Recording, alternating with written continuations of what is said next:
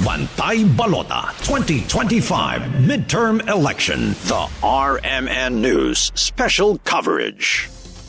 Samantala, Idol, mga paaralan po na gagamitin bilang voting center sa Dagupan City, nakahanda na. Para sa detalye kasama natin, Idol Matthew Pacheco.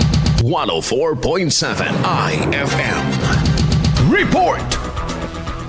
Tiniyak ng Commission on Election Dagupan City na handa na ang mga gagamiting paaralan para sa darating na halalan ngayong taon.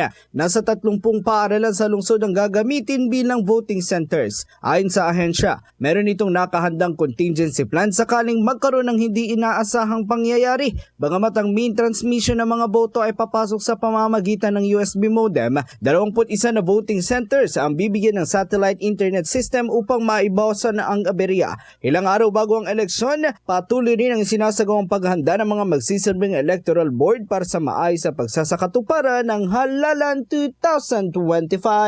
Kasama mo mula rito sa IFM Dagupan, ito si Idol Matthew Pacheco, Tatak IFM. IFM News. IFM News. IFM News.